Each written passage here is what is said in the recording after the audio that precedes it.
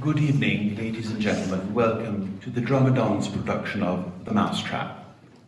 We kindly ask that you take a moment to ensure all your phones, smartwatches, and electronic devices are silenced.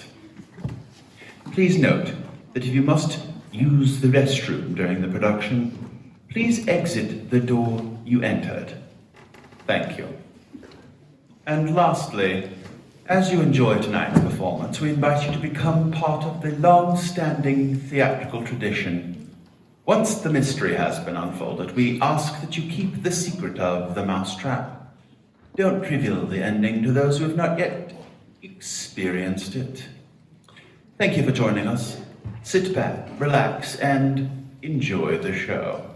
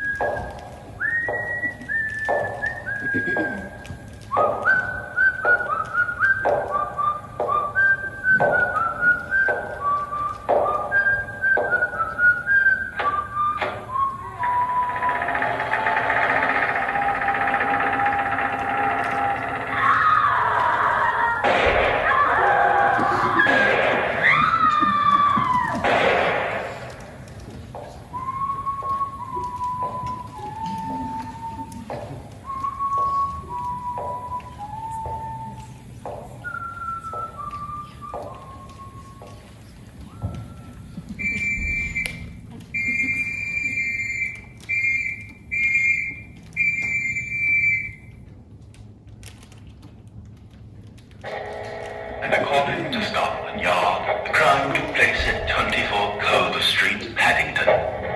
The murdered woman was Mrs. Maureen Lyon. In connection with the murder, the police are anxious to interview a man seen in the vicinity, wearing a dark overcoat, light scarf, and a soft felt hat.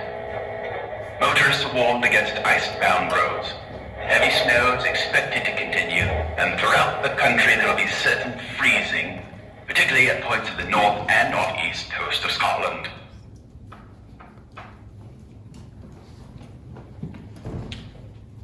Mrs. Barlow?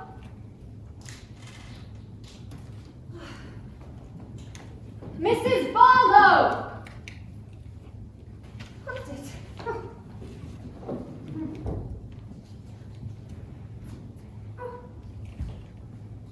Oh, that really does look nice. Oh, how stupid of Giles! Oh gosh!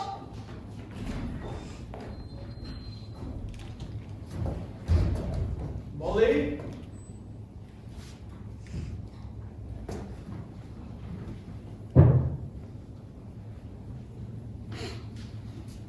Molly?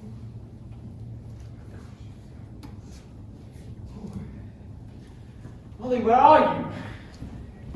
Doing all the work. There you are. Leave it all to me then. Shall I stoke the Agatha? Done. Hello, sweetheart. Hello.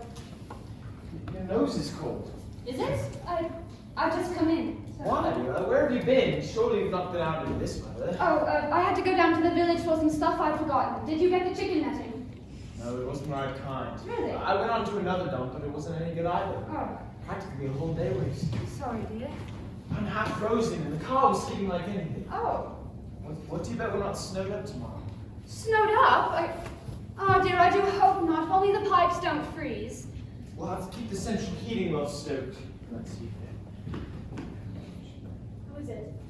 Not too good. We said send the Coke along. We haven't got any too much. I do so want everything to go well at first. First impressions are so important. Is everything ready? Oh, yes. And nobody's arrived yet, I suppose. No, thank goodness. And, Mrs. Barlow?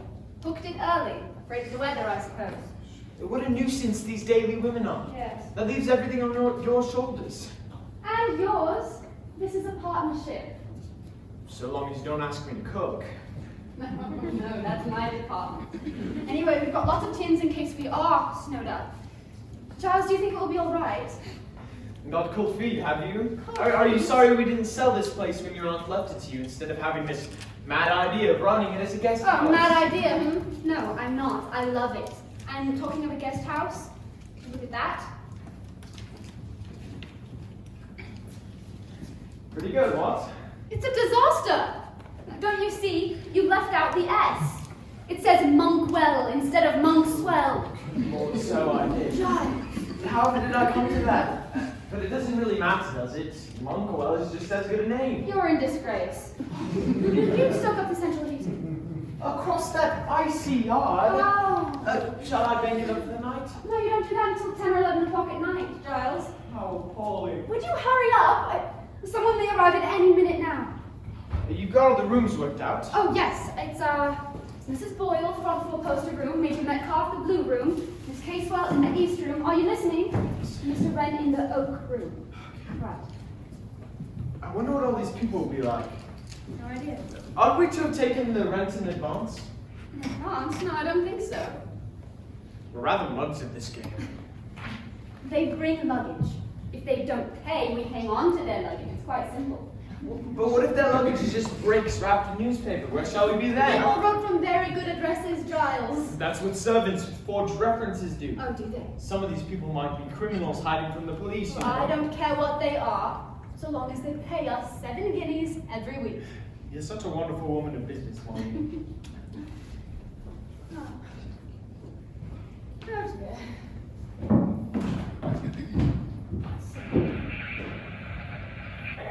Nickel, just Scotland Yard. The crime took place at 24 Culver Street, Paddington. The murdered woman was a Mrs. Maureen Lyon. In connection with the murder, the police are anxious to interview a man seen in the vicinity wearing a dark overcoat, light scarf, and a soft felt hat. Motorists are warned against icebound roads. The heavy snow is predicted to continue, and throughout the country. Coming.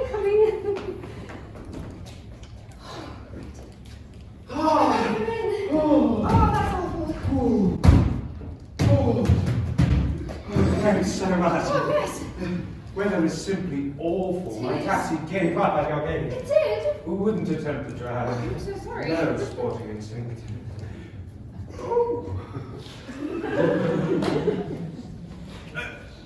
Are you Mrs. Ralston? Yes, I am. Oh, I'm absolutely delighted. My name's Wren. How do you do, You know, Mr. Wren? you're not at all as I pictured you. Right. No, I pictured you as a retired general's widow, Indian Army. And that you'd be terribly grim and memsahibbish. Yes, and the whole place would be simply crammed with bananas bras. Oh, no. Instead, it's well, it's heavenly. It's quite heavenly. It's got lovely proportions. Oh dear, What is it? this chair is a fake. But how could you possibly know something like that? But this table's genuine. Oh, I'm simply going to love it here. Have you got any wax flowers or birds of paradise? Oh, I'm afraid not. What a pity. Yes. Well, what about a sideboard? Sideboard? A great purple, plummy mahogany sideboard with great solid carved fruits on it. Yes, we have. In the dining room. Oh, I must see it. In here. Oh, pristine! Absolutely perfect. Real bedrock respectability. So glad you think so. But why do away with the center mahogany table? These little tables just spoil the effect. Oh, well, we thought guests would prefer them, and this is my husband. Oh, how do you do? Terrible weather, yes. It takes one back to Dickens and Scrooge. Oh, and that irritating Tiny Tim. Of course, Mrs. Ralston, you're absolutely right about the little tables. I was being carried away by my feeling for period. That is quite all right. If you had a center table, well, you'd have to have the right family around it. Oh? A stern, handsome father with a beard, a faded, prolific mother, 11 children of assorted ages, a grim governess, and somebody called poor Harrier. A very poor relation who acts as a general dog's body. And is very, very grateful for being given a good home. I'll take your suitcase upstairs then. Did you say the oak room? Yes, yes. Oh, I do hope it's got a four-poster with little chintz roses. It hasn't.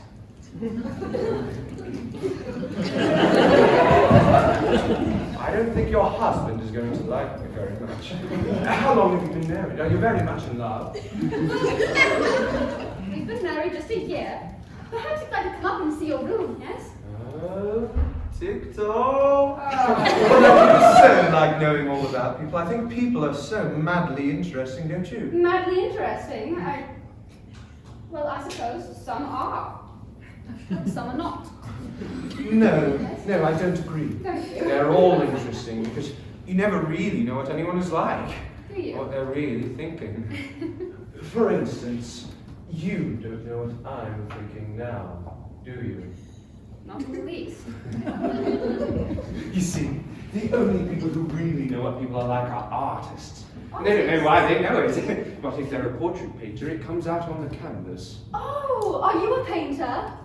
No. I'm an architect. My parents, baptized me Christopher in the hope that I would be an architect. Christopher Wren. As good as halfway home. Actually, of course. everybody laughs and makes jokes about St. Paul. Oh, yes, St. Paul's, of course. Who knows? I may yet have the last laugh. Chris Wren's prefab nests may yet go down in history. Oh, I think I'm going to like it here very much. I find your wife most sympathetic. Indeed. And really very beautiful. Don't be absurd. Oh, there. Isn't that like an English woman? Compliments always embarrass them. European women take compliments as a matter of course. But English women have all the feminine spirit crushed out of them by their husbands.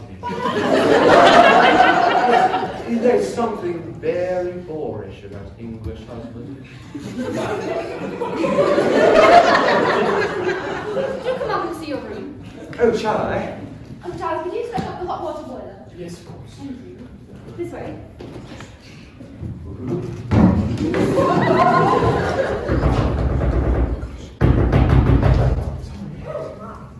This is Maxwell Manor, I presume. Yes. I'm Mrs. Boyle. Oh, I'm Charles Ralston. Coming to the fire, Mrs. Boyle, and get warm. Terrible weather, isn't it? Yes. Do you have any more stuff in the car? A major Metcalf, is it? He's seen to it. So I'll leave the door.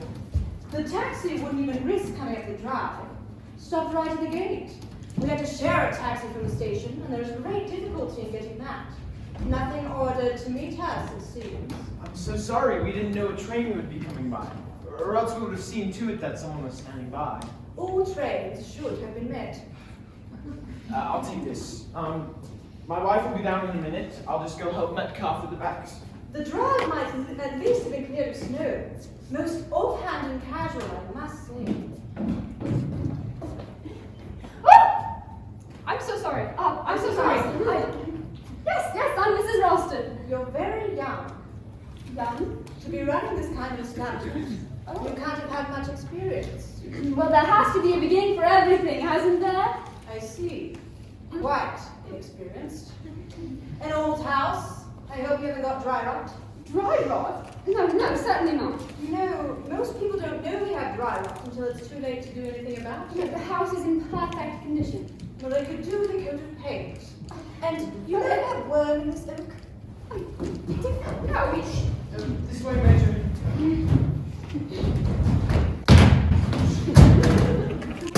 all yours.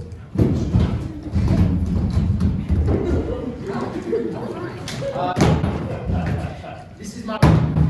how do you do? Oh, how do you do? Absolute blizzard outside. Oh, yes. One time we shouldn't make it. Yes. Oh, I beg your pardon. If it goes on like this, I should say we'll have 5 or 6 feet of snow by morning. Oh, Haven't seen anything like it since I was on leave in 1940. that's awful. I'll take these up then. Which room did you say? The blue room and the rose room? No. I put Mr. Wren in the rose room. He liked the four posters so much. So it's Major Metcalf in the blue room and Mrs. Boyle in the oak room. Sorry. Do you need?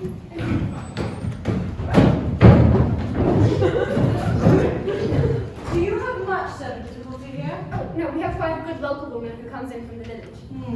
And what indoor staff? Oh, indoor staff? No indoor staff, just us.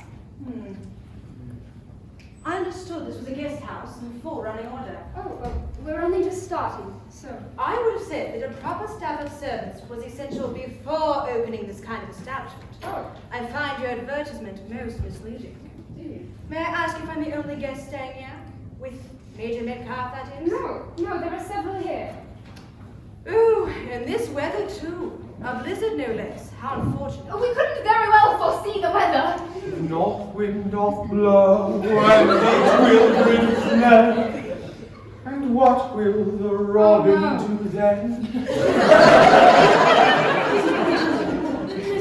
I adore nursery rhymes. Don't you? They're always so tragic and macabre.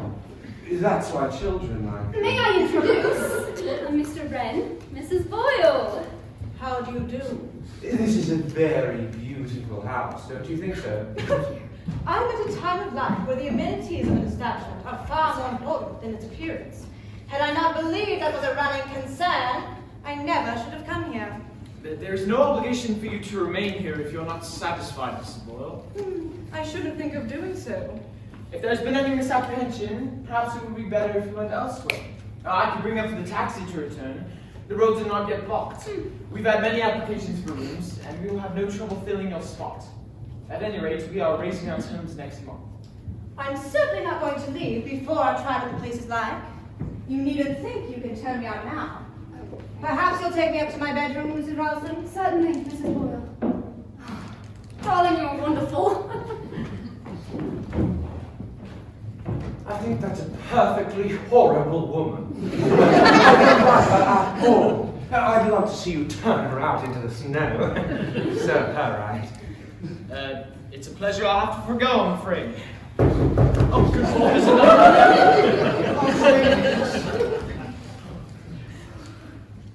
Afraid my car's bugged about half a mile down the road.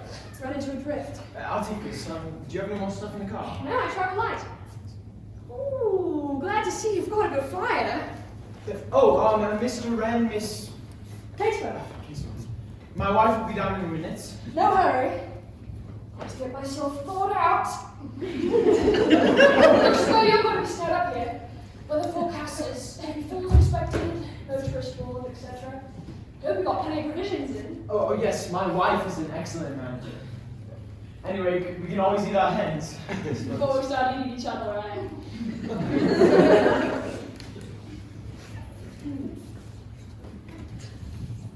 Oh, any news in the paper, apart from the weather? Usual political crisis. Oh, yes. A rather juicy murder. Murder? Oh, I like murder. Well, they seem to think it was a homicide. Strangled a woman, someone had attacked them. Sex maniac, I suppose. It doesn't say much, does it? The police are anxious to interview a man seen in the vicinity of Culver Street at the time. Medium height, darkish overcoat, lightish scarf, soft felt hat. Police messages to this effect have been broadcast throughout the city. Useful description. Fit pretty well anyone, wouldn't it? When it says the police are anxious to interview someone, is that the polite way of hinting that he's the murderer? Could be. Who is the woman who was murdered? Mrs. Lyon. Mrs. Maureen Lyon. Young or old? It doesn't say. It doesn't seem to have been a robbery. Well, I told you. Sex maniac. This is Miss Casewell, Molly. My wife. How do you do? How do you do? It's an awful night. Perhaps you'd like to come up to your room. The water's hot if you'd like a bath. You're right, I would. Good. This way. Oh.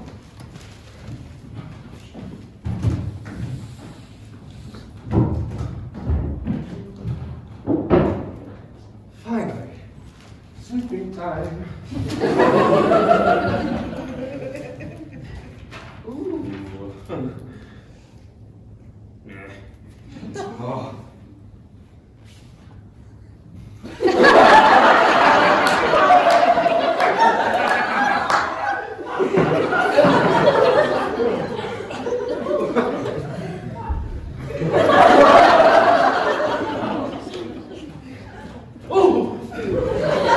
I must hurry out to the kitchen and get on with things.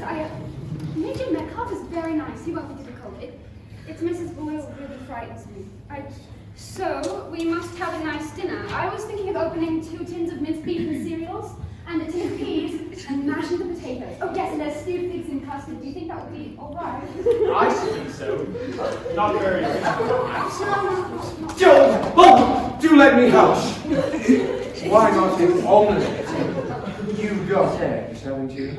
Yes, we've got eggs. We keep a lot of fowls. They don't lay quite as well as they should, but we put down a lot of eggs. And if you've got a bottle of cheap, well, any type wine, you could add it to the minced beef and cereals. Give it a continental flavour. Show me where the kitchen is and what you've got, and I dare say I shall have an inspiration. All right, come on.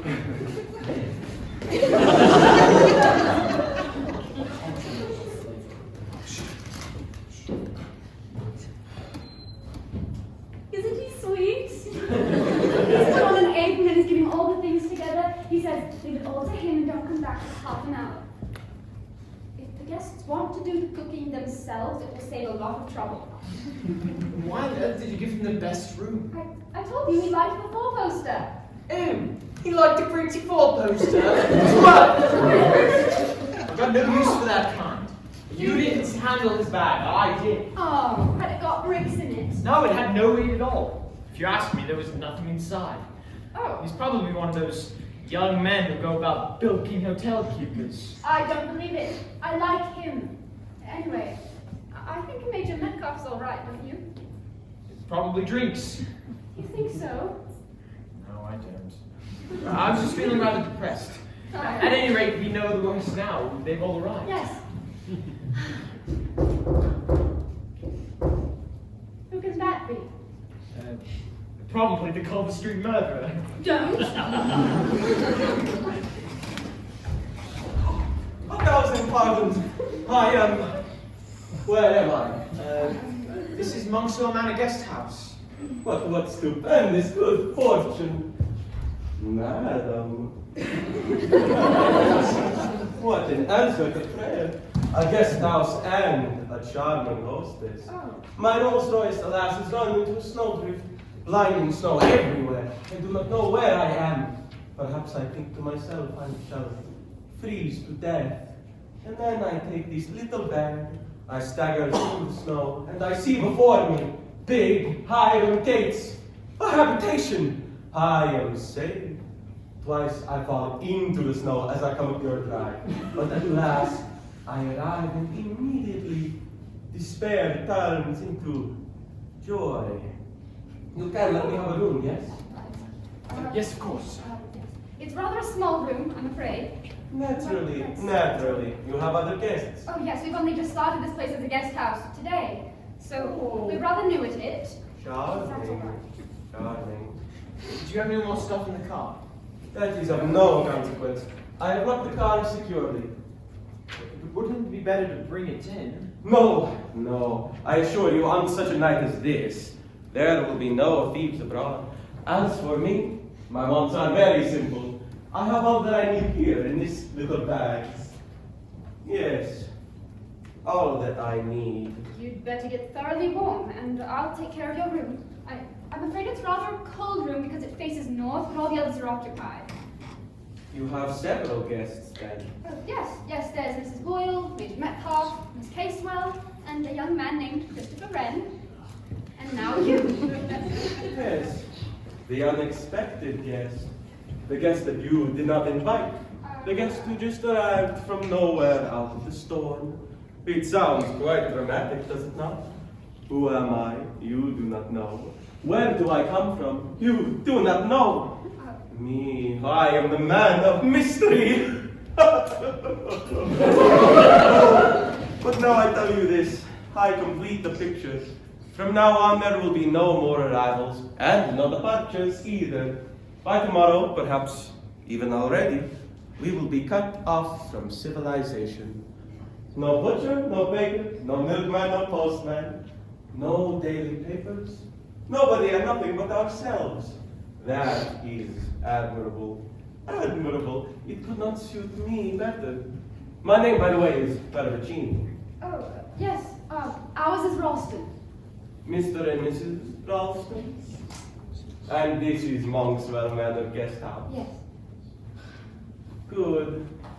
Monkswell Manor Guest House. Perfect. Perfect.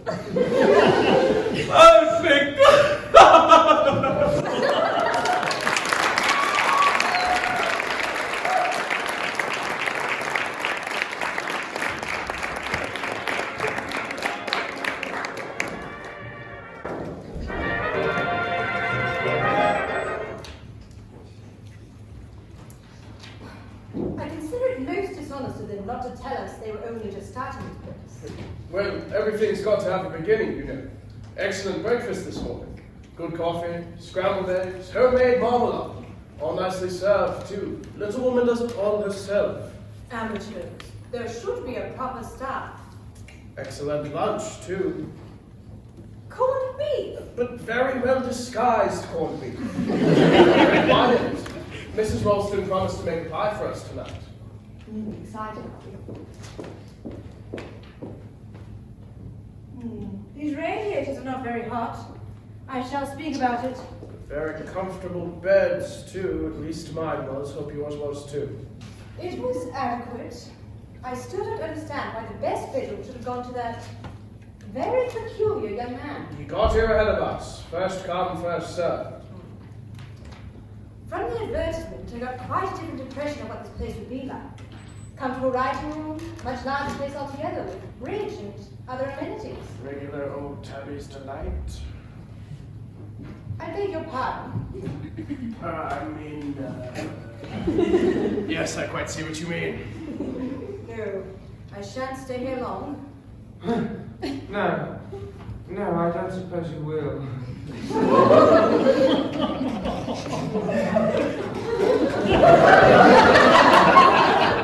Really? What a peculiar young man. Unbalanced mentally, I shouldn't wonder. Think he's escaped from a lunatic asylum. I shouldn't be at all surprised.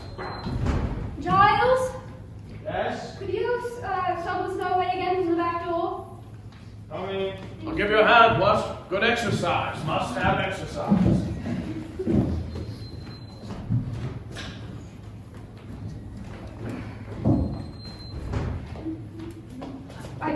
I'm so sorry. I'm so sorry. It's all right. All right.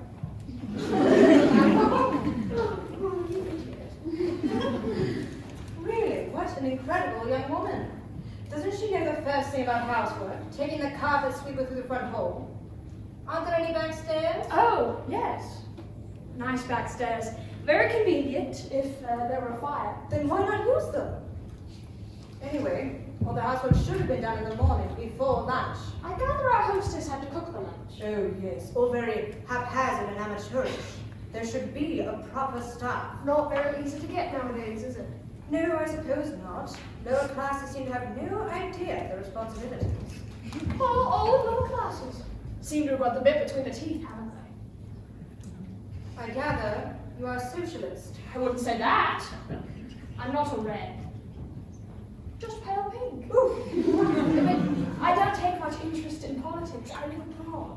I suppose conditions are much easier abroad. I don't have to cook and clean, unlike how most people have to do in this country. This country has gone sadly downhill. Not what it used to be. I sold my house last year. Things were just too difficult. Hotels and guest houses are easier. Well, they certainly solve some of one's problems. Are you over in England for long? Depends. I've got some business to see to. When that is done, I shall go back. To what? France? No. Italy? No.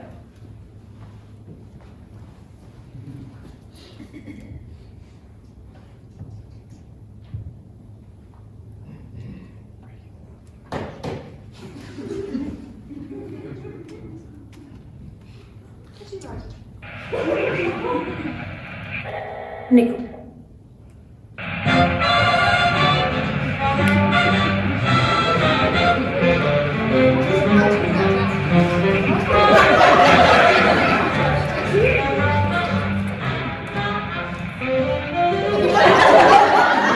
It's my favorite music. As much as it is. I know, but it's much more than here. Well, I agree.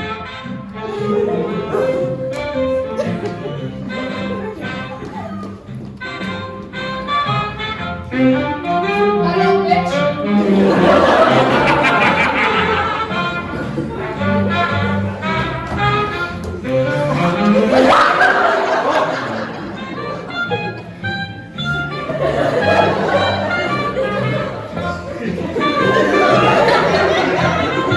Wherever I go, that woman seems to hunt me down and glares at me positively Just glares. a bit.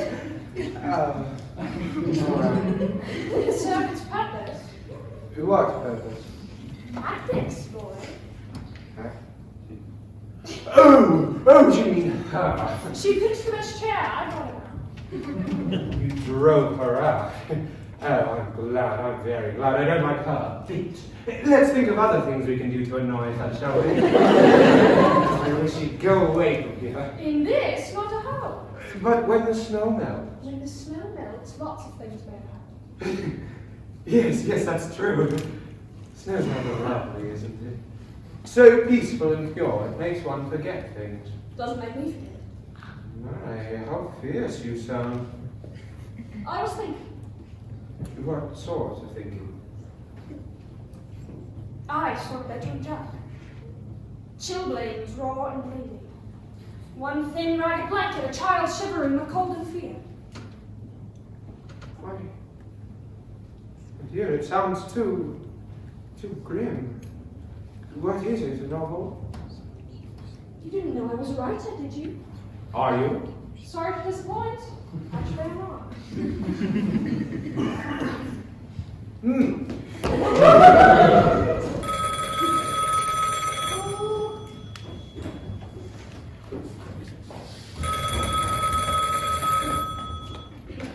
Yes, this is Mousetrap Manor Guest House. This is... no, I'm sorry. Mr. Ralston can't come to the telephone just now. This is Mrs. Ralston speaking. Who are... The Berkshire Police?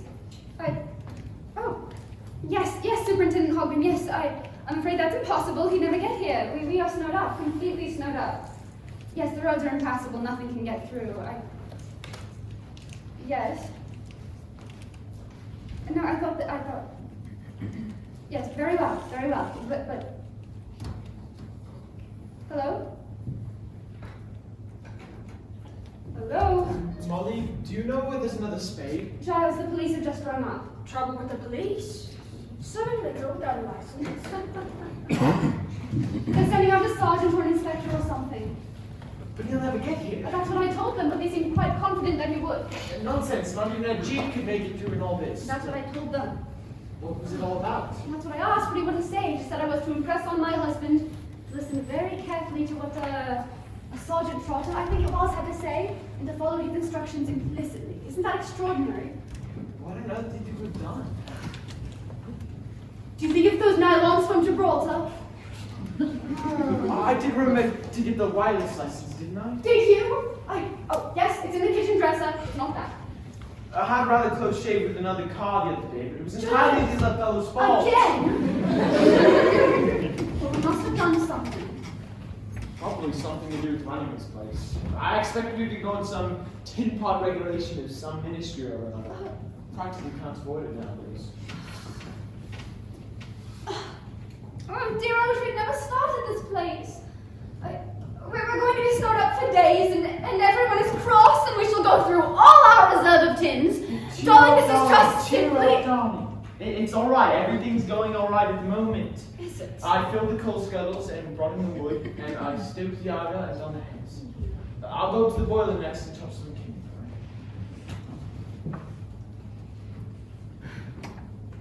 You know, Molly, come to think of it, it must be something pretty serious to send a police sergeant tricking in all this. I'm not helping anymore, Giles. It must be really urgent.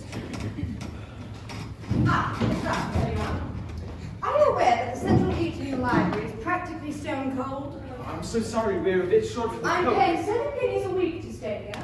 7 guineas, and I do not want to 7 freeze. guineas? Don't stoke it up. What?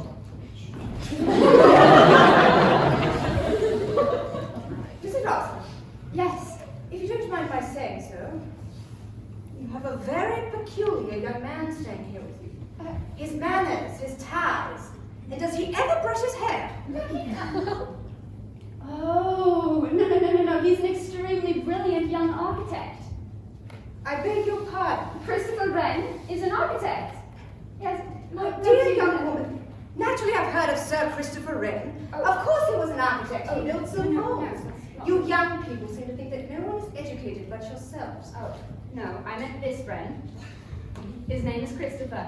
His parents called him that because they hoped he'd become an architect. And he is, or nearly one, so it turned out all right. Seems like a fishy story to me. Oh. I'll make some inquiries about this man if I were you. What do you know of him? Just as much as I know about you, Mrs. Boyle, which is that you're both paying us 7 guineas every week. That is really all I need to know, isn't it? And all that concerns me. It doesn't matter to me whether I like my guests or whether I don't. You are young and inexperienced. You should be glad to have advice from someone more knowledgeable than yourself. Oh, Now, what of this foreigner? what about him? Well, you weren't expecting him, were you? The tunaway of bona fide traveler is against the law, Mrs. Boyle. You should know that. Why do you say that? Well, weren't you a magistrate? Sitting on the bench, Mrs. Boyle? All I say is that this Paravicini, or whatever he calls himself, seems to me to be very... You talk of the devil, and here he is. I didn't hear you come in. Oh, I came in on tiptoe like this. Oh, whatever kills me if I do not want them to. I find that very amusing. Indeed.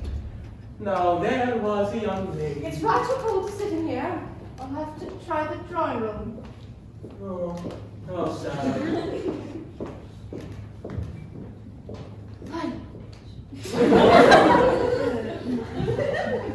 My charming hostess looks upset. What is it, dear lady? Oh, everything is rather difficult this morning because of the snow. So... Yes, snow makes things difficult, does it not? Yes, it does. What else? It makes them easy. Very easy. I don't know what you mean. No, there is quite a lot you do not know. I think for one thing, you do not know very much about running a guest house. I dare say we don't, but we mean to make a go of it. Bravo. Bravo. I'm not such a very bad cook, am I? You are without a doubt an enchanting cook. Thank you. May I give you a little word of warning, Mrs. Ralston? Warning? You and your husband must not be too trusting, you know. Have you references with these guests of yours? References? Is that usual? I always thought people just came. It is advisable to know a little about the people who sleep under your roof, Mrs. Ralston. Take, for example, myself. I turn up saying my car is overturned in a snowdrift. But what do you know of me? Nothing at all. I could be a thief, a robber, a fugitive from justice, a madman, or even a murderer. Why do you teach me? Perhaps you know just as little of your other guests. Well, actually, as far as Mrs. Boyle goes, The drawing room is far too cold to sit in. I'll have to sit in here. it's cold everywhere. Allow me to poke the fire for you. Excuse me, Mrs. Ralston. Yes, yes. Is your husband about? Uh, I'm afraid the pipes of the downstairs cloakroom are frozen. What an awful day. First the police, and now the pipes. The police. Police, did you say? Yes. They rang up just now to say they're sending out an inspector or something, but I don't think he'll ever get here. The right coach, more than half stones in the price! Hello, is anything the matter? I hear the police are on their way here. Why? That's all right. Nobody will make it here today. Why? The snowdrifts must be fine. The roads are all blocked up. Nobody will make it here today. Students better than the access. Giles! Are you Mr. Ralston? Detective Sergeant Trotter, Berkshire Police. Oh! If I make the skis off and stow them somewhere. Yes, you can go around that way to the front door. I'll meet you there. Thank you, sir. I suppose that's what we think our police force for nowadays. To go around enjoying themselves at winter sports. Why did you send for the police, Mrs. Ralston? I didn't. Who was that man? Where did he come from? He passed the kitchen window on skis. All over snowing, looking terribly hearty. You may believe it or not, but there was a policeman. A policeman skiing! This is Detective Sergeant Trotter. Good afternoon. You can't be a sergeant. You're too young. I'm not quite as young as I look, madam. But terribly hearty. We'll stow your skis under the steps.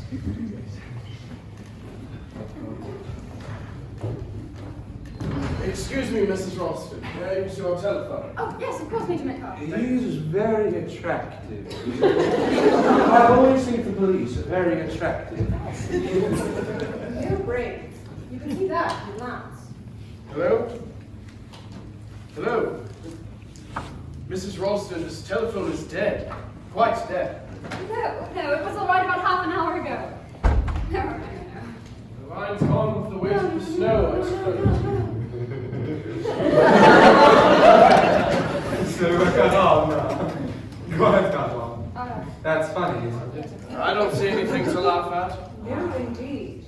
It's a private joke of my own. Each the salute is returning. Now we can get to business, Mr. Ralston. Mrs. Ralston. If you'd like to meet us alone, we can go into the library. Well, it's yes, not yes. necessary, sir. It'll save time if everybody is present. If I might sit on the sofa. Thank you. Well, do hurry up and tell us. What have we done? Done? Yes. Oh, it's nothing of that kind, Mrs. Ralston. It's something quite different, you know.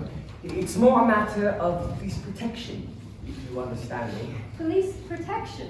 Yes, it relates to the death of Mrs. Lyon, Mrs. Maureen Lyon of 24 Culver Street, London, West 2, who was murdered yesterday evening at the 15th instant.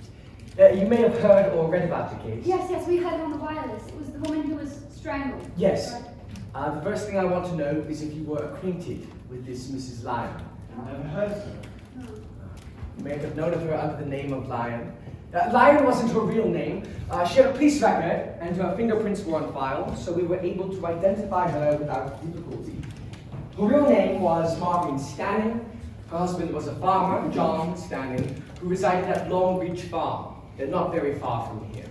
Longreach Farm, wasn't that where the children? Yes, the Longreach Farm kids. 3 children. That's right, miss. The Corrigans, 2 boys and a girl, brought before the court as in need of care and protection. A home was found for them with Mr. and Mrs. Stanning at Longreach Farm. One of the children subsequently died as a result of criminal neglect and persistent ill treatment. The case made a bit of a sensation at the time. It was horrible. The Stannings were sentenced to terms of imprisonment. Stanning died in prison. Mrs. Stanning served her sentence and was duly released. Yesterday, as I say, she was found strangled at 24 Culver Street. But who did it? Coming back, madam. A notebook was picked up at the scene of the crime.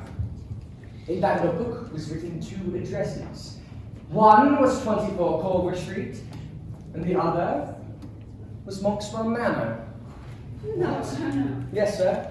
And that's why Superintendent Hopping, on receiving this information from Scotland Yard, thought it imperative that I come out and find out if we knew of any connection between this house, or anyone in this house, and the Longreach Farm case.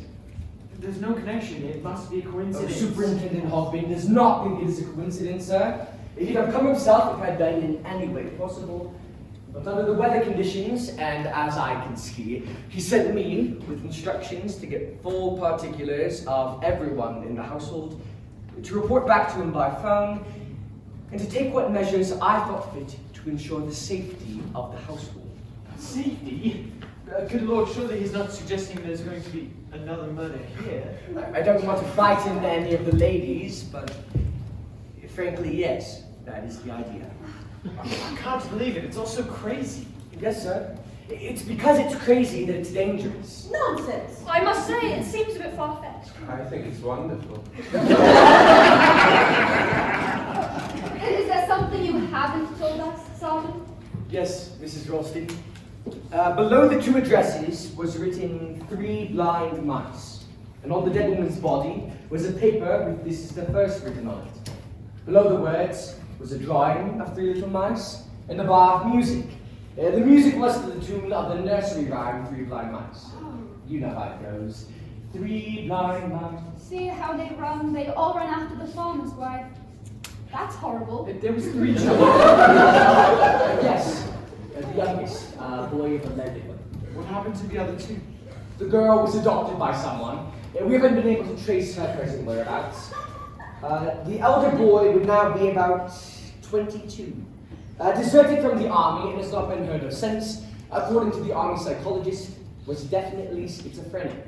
A bit queer in the head, that's to Do you say. think it was he who killed Mrs. Lyon? Mrs. Stanley? Yes. And then he's a crazy homicidal maniac who's going to try and turn up here and kill one of us? But why? That's what I've got to find out from you. As the superintendent sees it, there must be some connection.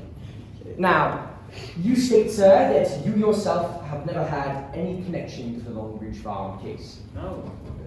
And the same goes for you, madam? No. I mean, no connection. What about servants? Oh, we haven't got any servants.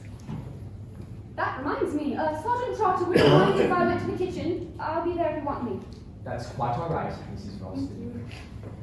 Now then, can I have all of your names, please? This is ridiculous. We are merely staying at a kind of hotel.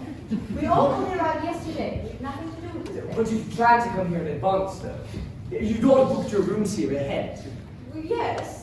All of us except for Mr. Palavicini. My car overturned in the snowdrift. I see. What I'm getting at is that anyone who's been following you around might know very well that you were coming here. Now, there's just one thing I want to know, and I want to know it quick. Which one of you is it that has some connection with that business at Longbridge Farm?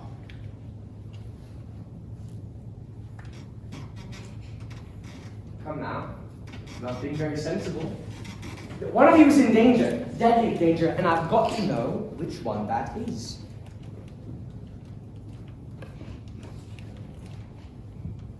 All right. I'll ask you one by one. You first, since you seem to arrive here more or less by accident, Mr. Parry. Palavicini. Inspector, I know nothing, but nothing of what you are talking about. I am a stranger in this country. I know nothing of these local affairs of bygone years. Mrs. Boyle. Really, I don't see why you... I find it quite impertinent. You think I have anything to do with such distressing business? Miss... Casewell. Leslie Casewell. I never heard of Longbridge Farm, and I know nothing about it. And you, sir? Metcalf, Major. Read about the case in the papers at the time. I was stationed in Edinburgh. No personal knowledge. And you? Christopher Wren. I was a mere child at the time. I don't even remember reading about it. That's all you have to say. Any of you? Well, if one of you gets murdered, you'll have yourself to blame. Now then, Mr. Austin, might I have a look around the house?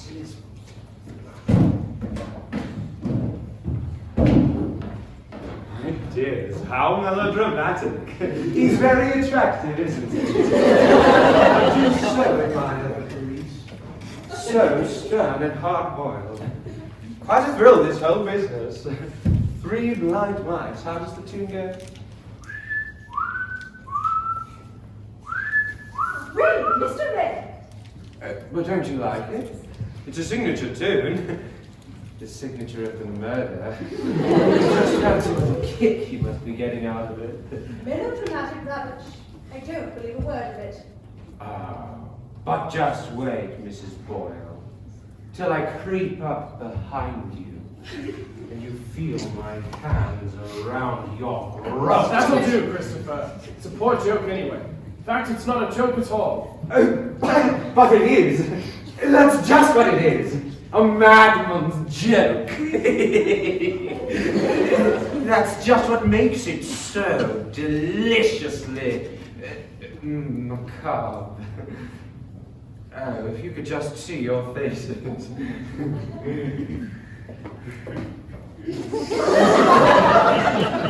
A singularly ill-mannered and neurotic young man. Where's Giles? Taking our policeman on a conducted tour of the house? Oh, your friend, the architect, is behaving in a most abnormal manner. Of course. Young fellows seem nervy nowadays. I dare say he'll grow out of it. Nerves. I've got any time for people who say they have nerves. I haven't any nerves. No? Perhaps that's just as well for you, Mrs. Ward. Why do you say that? I think you were actually one of the magistrates sitting on the bench at the time. In fact, you were responsible for sending those 3 children to Longridge Farm. Really, Major Metcalf? I can hardly be held responsible. We were receiving reports from welfare workers. The farm people were very nice and seemed most anxious to have the children. It was most satisfactory. Fresh eggs, milk, a healthy out-of-doors life. Kicks, blows, starvation, and a thoroughly vicious couple. How was I supposed to know? They were very civilly spoken. If I was right, it was you. One tries to do a public duty, and all one gets is abuse. You must forgive me. I find this all most amusing. I enjoy myself greatly. I never did like that man. Where did he come from last night? I don't know. Looks a bit of a spirit to me. Makes his face up too. Rouge and powder. Disgusting. Yes. He must be quite old too. And yet he skips about as though he were quite young. You'll be wanting more wood. I'll get it. Thank you. It's almost dark yet. It's only 4 in the afternoon. I'll get the lights. Spencer? I must have left my pen in the other room. I'll go look for it.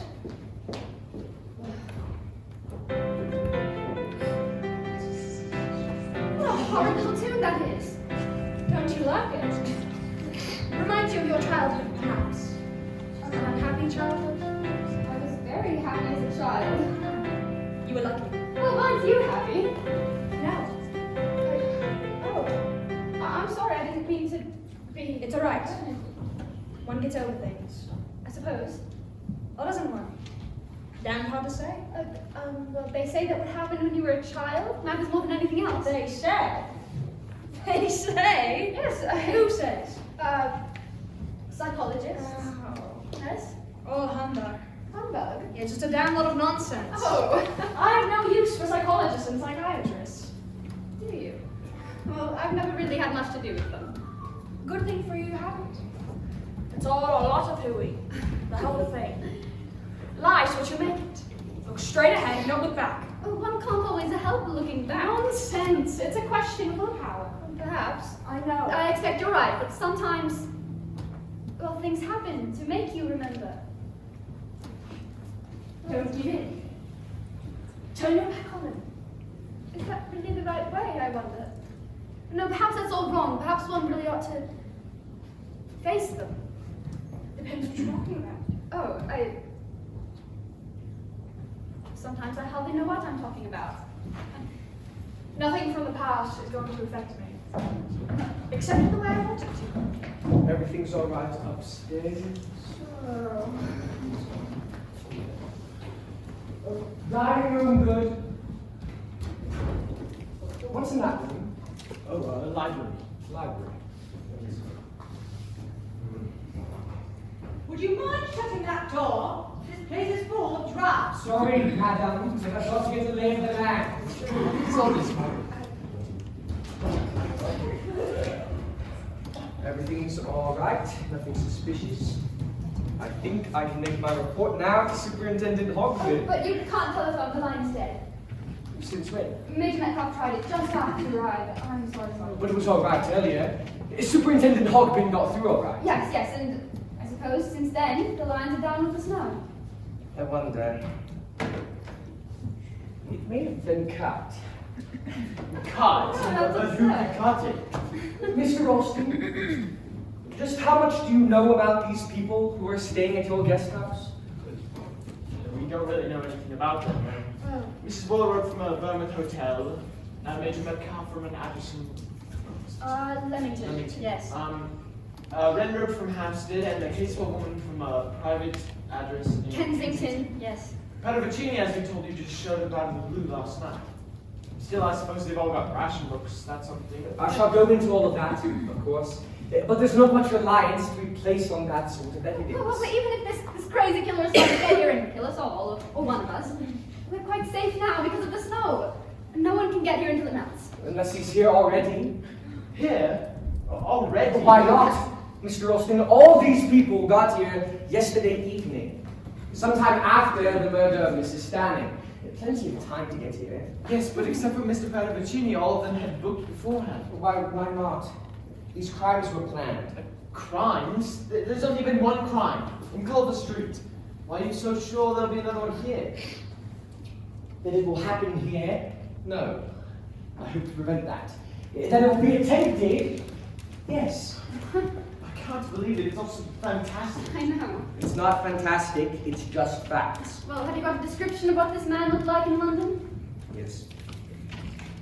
Medium height, indeterminate build, darkish overcoat, lightish felt hat, face hidden by a muffler. There are 3 darkish overcoats hanging in your home now. One of them is yours, Mr. Austin.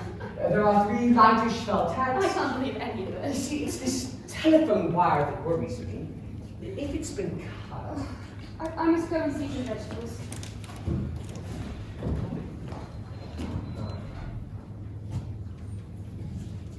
Is there an extension? I beg your pardon, did you say something? Yes. Mr. Austin, I said, is there an extension?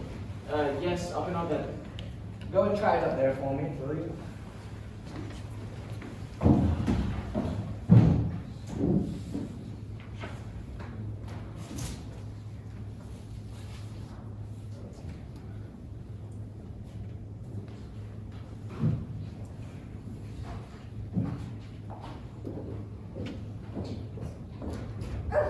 Who's left this window open? 7 guineas a week. Freeze.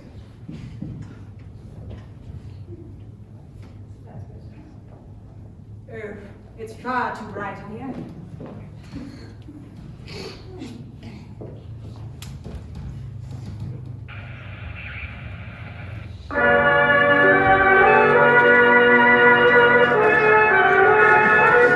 Understand what I may term as the mechanics of fear. You have to study the precise effect produced on the human mind. Imagine, for instance, that you are alone in a room.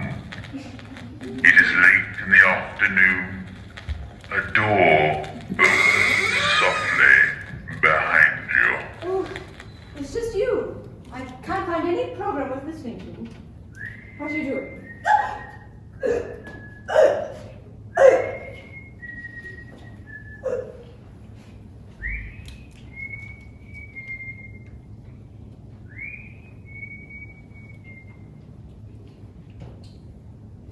Giles, why is it all dark? What a noise.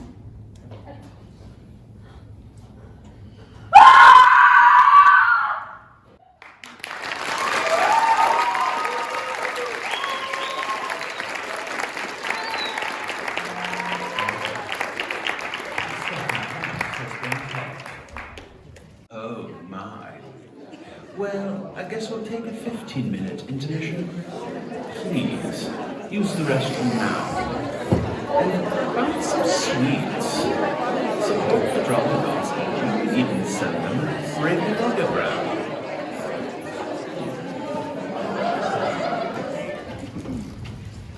Now then, Mrs. Ralston, try to think. Think. I can't think. My head is numb. Mrs. Boyle had only just been killed when you got to her.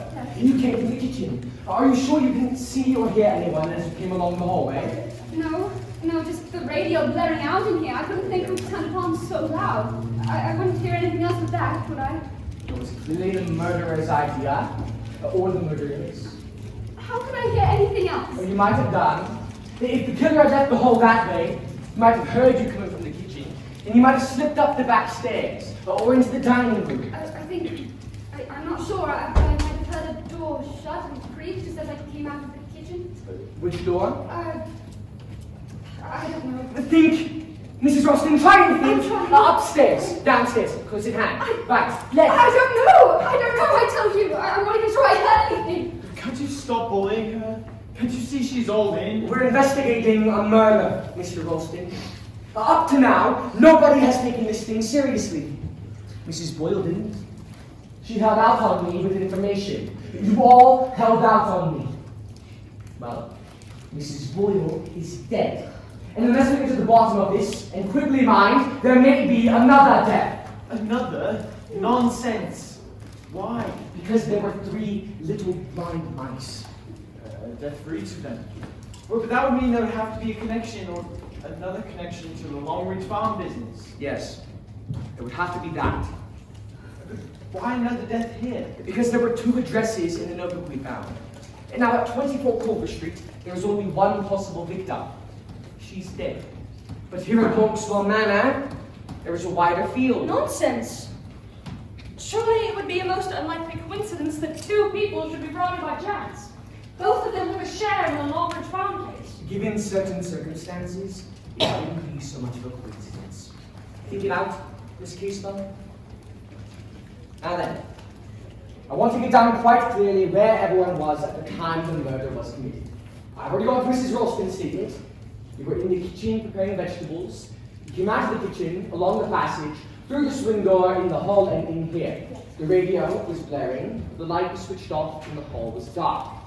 You turned the light on, saw Mrs. Boyle, and screamed. Yes, I screamed and I screamed, and at last people came. Yes, as you say, people came. A lot of people from different directions, all arriving more or less at once.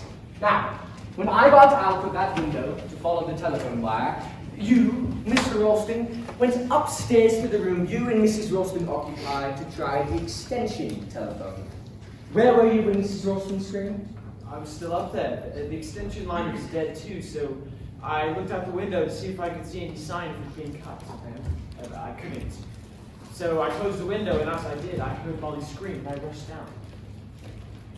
Those simple actions took you a rather long time, didn't they, Mr. Ralston?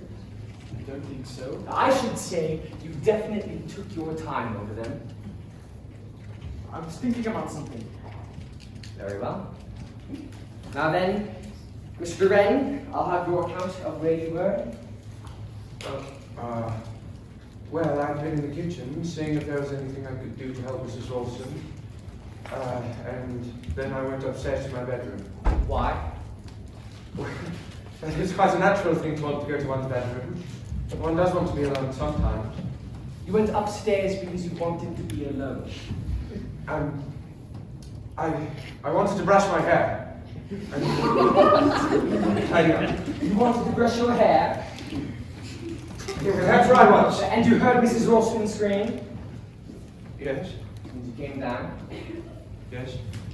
Curious that you and Mr. Ralston did not meet on the stairs. I went down by the back stairs, they're nearer to my room. And did you go up to your room by the back stairs, or did you come through here? I went up by the back stairs too. I see. Mr. Peravicini? I have told you I was playing the piano in the drawing room through there, Inspector. I'm not an inspector, just a sergeant, Mr. Peravicini. Did anyone hear you playing the piano? No, I do not expect so. I was playing very, very softly. We were playing 3 blind mice. Is that so? Yes, it is a very catchy little tune. How shall I say, a haunting little tune. Don't you all agree? I think it's horrible. And yet it runs in people's heads. Someone was whistling it. Whistling it? Where? I'm not sure. Perhaps in the front hall, perhaps on the stairs, or perhaps upstairs in the bedroom. Who is whistling 3 blind mice? Are you making this up, Mr. Peravicini? No, no. I would not do a thing like that. Well, go on. You were playing the piano in the drawing room. Yes, very, very softly. And then I hear the radio playing very loud. Someone is shouting on it. It offended my ears. And then after that, suddenly I hear Mrs. Ralston scream. Mr. Benning upstairs, Mr. Parvatini in the drawing room. Miss Casewell. I was writing letters in the library. And could you hear what was going on here? No, No. I didn't hear anything until Mrs. Ralston screamed. And what did you do then? I came in. At once. Yes, I think so. You say you were writing letters when you heard Mrs. Ralston scream? Yes. You got up from the writing desk in the library hurriedly to come in here. Yes. And yet there doesn't seem to be any unfinished letter on the writing desk in the library. I brought it with me.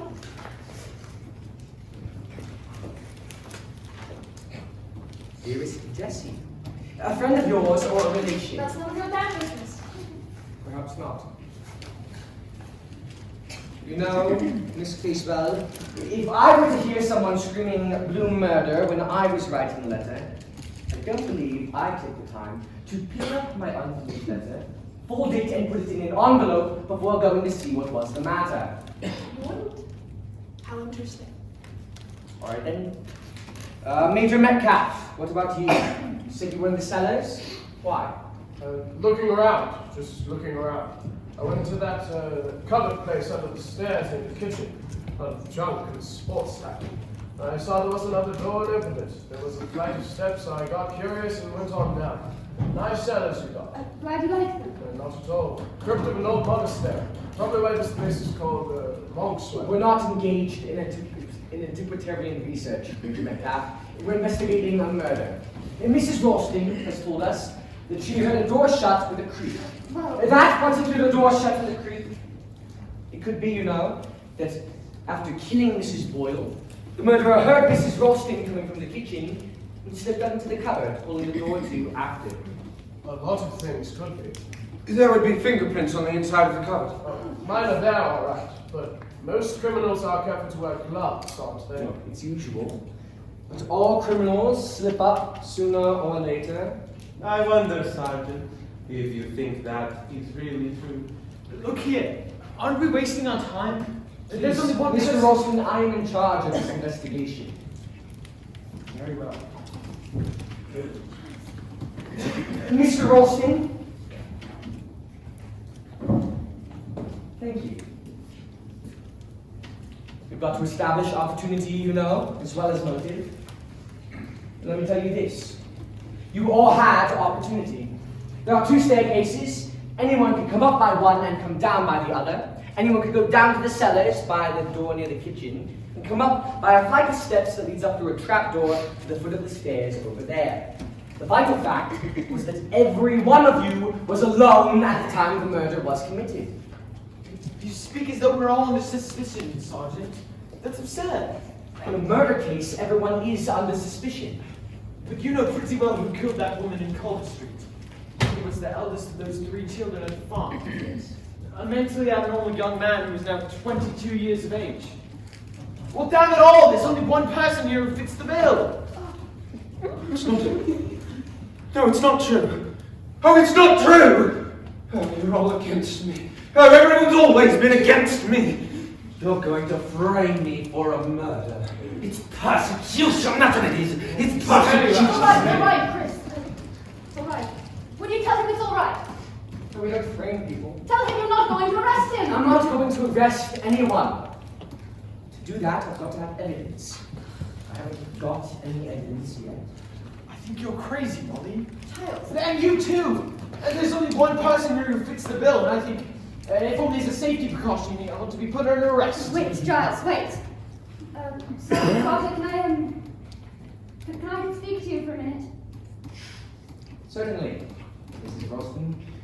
Will the rest of you go into the dining room, please?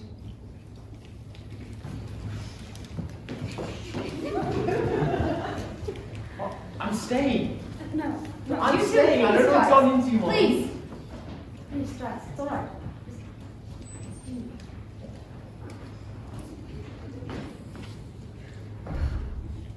Yes, Mrs. Ralston. What is it that you wanted to say to me? Sergeant Trotter, do you think that this crazy killer is the eldest of those 3 boys at the farm? But you don't actually know that, do you? We don't actually know a thing. All we've got so far is that the woman who joined with her husband in ill-treating and starving those children has been killed. And that the woman magistrate responsible for placing them there has been killed as well. Yes. The telephone wire that links me with police headquarters has been cut. No, you don't even know that. It may have been just the snow. No, Mrs. Ralston, the line was deliberately cut. You can't It was cut just outside the front door. I saw the place. Sit down, Mrs. Ralston. All the same, you don't actually know any of this. I'm going by probability. Well, It all points one way. Mental instability, childish mentality, desertion from the army, and the psychiatrist. yes, I know. Therefore, it all seems to point to Christopher. But I don't believe it is Christopher. There must be other possibilities. Such as? Well, hadn't those children any relations at all? The mother was a drunk. Oh. She died soon after the children were taken away from her. Well, what about their father? He was an army sergeant serving abroad. If he's alive, he's probably discharged from the army by now. You don't know where he is now. To trace him may take some time. But I can assure you, Mrs. Ralston, the police take every eventuality into account. But you don't know where he may be at this minute. If the son is mentally unstable, the father may be unstable too. Well, it's a possibility. If he came home after being a prisoner with the Japs, perhaps, and having suffered terribly. No, yes, if he came home and found his wife dead, and his children had gone through some terrible experience, and one of them had died through it, well, he might go off his head a bit. Want revenge. That's only surmise. But it's possible. Yes, Mrs. Ralston, it's quite possible. So, the murderer may be middle-aged. Or even old. When I said the police had run up, Major Metcalf was frightfully upset. He really was, I saw his face. Major Metcalf? Middle-aged. A soldier. I know he seems quite nice and perfectly normal, but it mightn't show, might it? No. Often it doesn't show at all. So? It's not only Christopher who's a suspect, there's Major Metcalf as well. Any other suggestions? Well, Mr. Paravicini did drop the poker when I said the police had run up. Mr. Paravicini? I know he seems quite old and forward and everything. But he really might be quite as old as he looks. He's definitely got makeup on his face, Miss Kate will notice it too. And he moves like a much younger man. I know it sounds quite melodramatic, but he might be disguised. You're very anxious, aren't you, that it shouldn't be unscrewing? Well, he seems so helpless somehow. I'm so unhappy. Let me tell you something, Mrs. Ralston. I have had all possibilities in mind ever since the beginning. Yes. The boy, Georgie, the father, and someone else. Someone else? Who? There was a sister, you remember? Oh, yes, a sister. It might have been a woman who killed Maureen Lyle. A woman. The muffler pulled up and the man's felt hat pulled well down.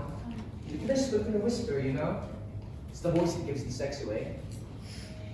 Might have been a woman. Miss Casewell. She looks a bit old for the part. Yes, Mrs. Ralston, there is a very wide field. True. There's yourself, for instance. Me? You're about the right age. You can't possibly think Oh, I'm no. Whatever you tell me about yourself, I've got no means of checking at the present moment, do you remember? Then there's your husband. Giles? That'd be ridiculous. He and Christopher Wren are much of an age. You say, your husband looks older than he is, and Christopher Wren looks younger. Actual age is very hard to tell. How much do you know about your husband, Mrs. Ralston? How much do I know about Giles? Don't be silly. You've been married how long? Oh, just a year. And you met him where? A dance in London. Yes, we went to a party. Did you meet his people? Oh, no, he hasn't any people. They, well, they're all dead. They're all... No, you make it sound like his father was a barrister, and his father died when he was You're raised, only telling me so- what he told you.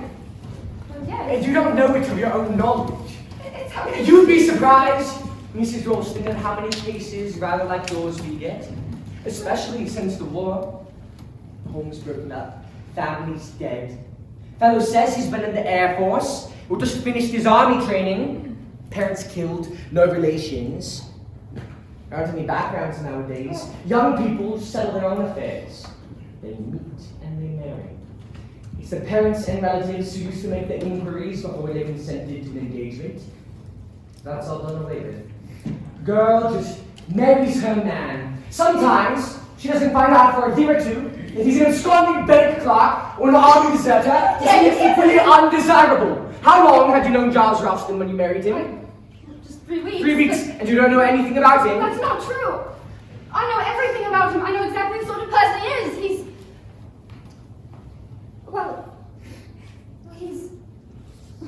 He's Giles, and it's absolutely absurd for you to suggest that he's some horrible, crazy, homicidal maniac. Why, he wasn't even in London yesterday when the murder took place. Where was he? Here? No, he had to go across country to a sale to get some wire netting for our chickens. Bring it back with him. No, it turned out to be the wrong time. Only 30 miles from London, aren't you? An hour by train, a little I tell you, Giles wasn't in London. Just a moment, Mrs. Ralston. This is your husband's coat? Yes.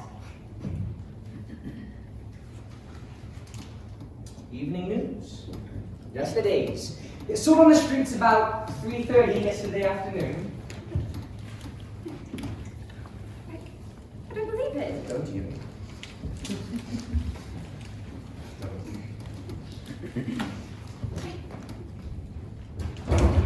Oh. You?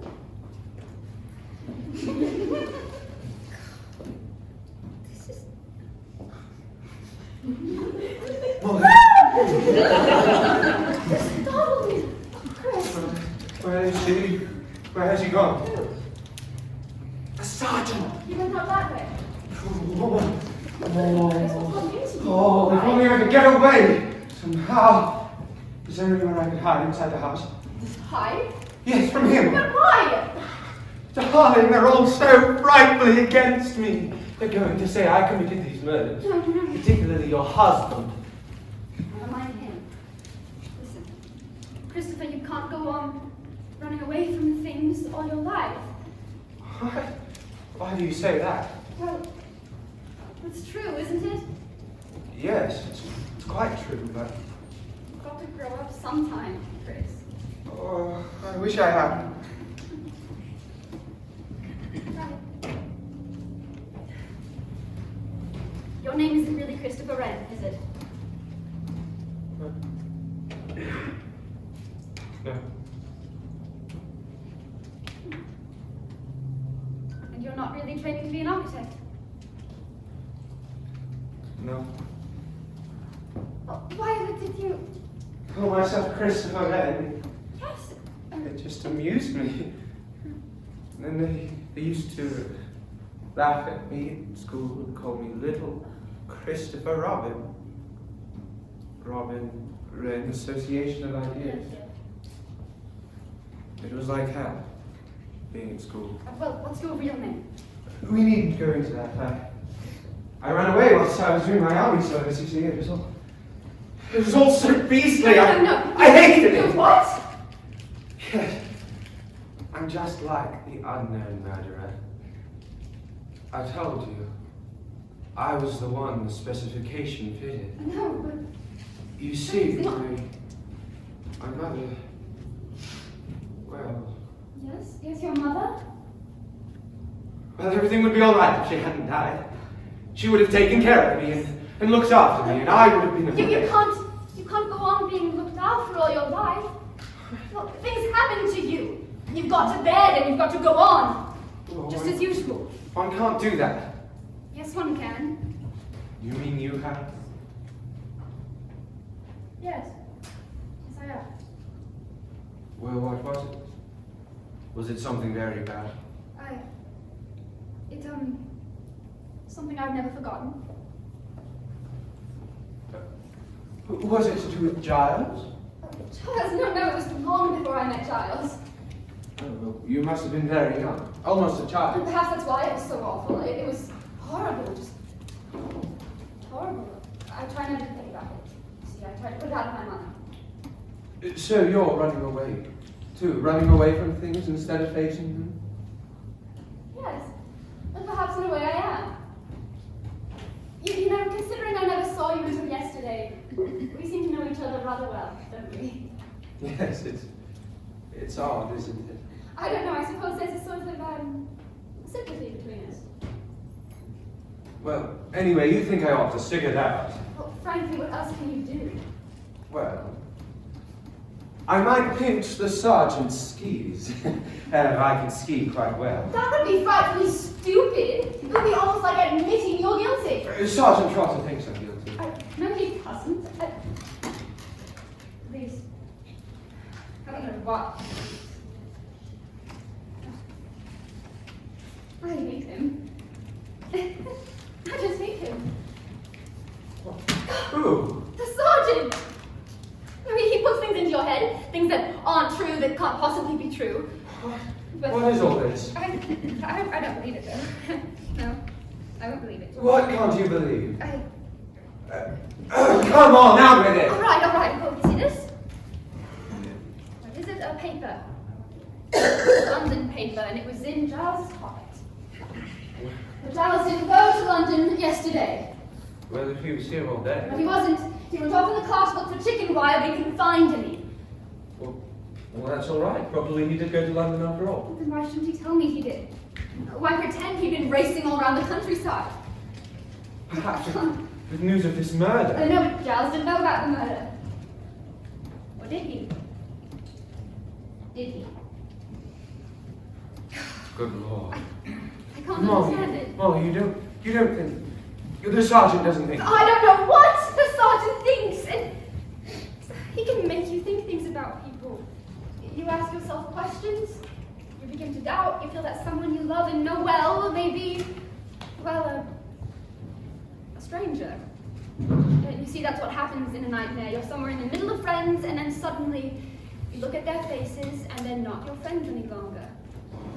They're different people just pretending. So maybe you can't trust anybody. And perhaps everybody's a stranger. You seem to be interrupting something there. No, we were just talking. I must go to the kitchen and prepare the pie and the vegetables. Oh, I'll come and give you a hand. No, you won't. Giles! You keep out of the kitchen and you keep away from my wife. Really? You keep away from my wife, Ren. She's not going to be your next victim. Oh. So that's what you think of me. I've already said so, haven't I? Giles. There's a killer loose in this house and it seems to me you fit the bill. Well, I'm not the only one to fit the bill. I can see who else does. How blind you are. Or do you just pretend to be I blind? tell you, I'm worried about my wife's safety. So am I. I'm not going to leave you here alone with her. The hell? Go, Chris! Please go. I'm not going. I mean it, Christopher. Please. Hi. But I shan't be far away.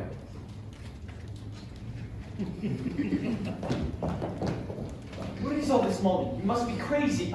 I'm perfectly prepared to shut yourself up in the kitchen with a homicidal maniac. He isn't.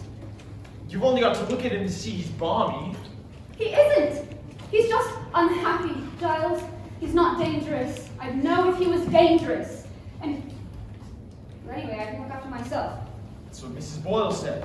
Giles, don't! And look here, what is there between you and that wretched boy? What do you mean by between us? I'm sorry for him, that's all. Perhaps you'd met him before. Perhaps you asked him to come here and you'd pretend to meet for the first time. All cooked up between you, was it? Giles, have you gone out of your mind? How dare you suggest these things? Rather odd that he should choose to stay in an out-of-the-way place like this. No odder than that Miss Casewell or Major Metcalf or Mrs. Boyle should. I read in the paper that these homicidal cases were able to attract women.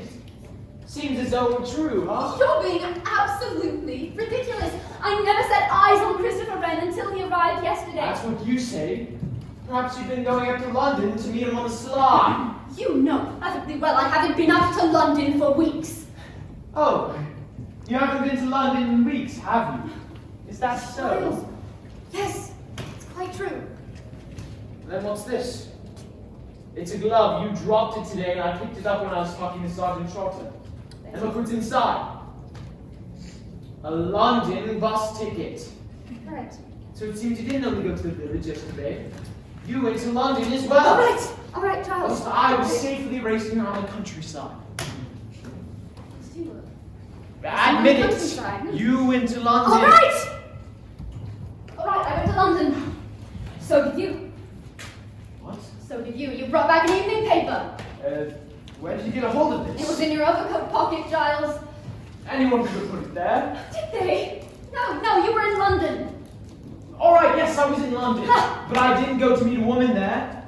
Didn't you? Are you sure you didn't? What do you mean? What's the matter? Don't touch me. Did you go to London to meet Christopher Wren? Don't be a fool. Of course I didn't. Why did you go? I shan't tell you that. Perhaps now I've forgotten why I went. Molly. What's going on with you? I feel as though I don't know you anymore. Perhaps you never did know me. We've been married how long? A year? And you never really knew anything about me? Or what I'd done? Or felt? Or thought? Or suffered before you knew me? Molly, you're crazy. Alright, I'm crazy. Why not? Perhaps it's fun to be crazy. What the hell are you talking about? I do hope you young people are both saying a little more than you need. One is so apt to need lovers' quarrels. Lovers' quarrels, that's... Quite so. I know just how you feel. I have been through all of this myself when I was a younger man. Je ne sais. As the poet says. Not been married long, I imagine. It's no business of yours, Paraty. No business at all. But I just came in to say that the sergeant cannot find his skis. And I'm afraid he is very annoyed. Christopher. What was that? He was wondering if you, by any chance, have moved them, Mr. Ralston. Of course not. Mr. Ralston? Mrs. Ralston? Did either of you two remove a pair of skis from the cupboard back there when we put them? Certainly not. Somebody's taking them. What made you happen to look for them? The snow is still lying. I need help here. Reinforcements. I was going to ski over to the police station at Margarethampton to report on the situation. And now you can. Dear. Somebody has seen to it that you certainly shan't do that. But there could be another reason, couldn't there? Yes? What? Someone may want to get away. What did you mean when you said Christopher just then, Molly? Nothing.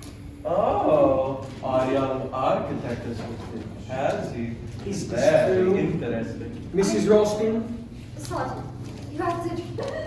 You haven't gone after all. Oh, thank goodness. Did you take my skis, Mr. Wren? Your skis, Sergeant?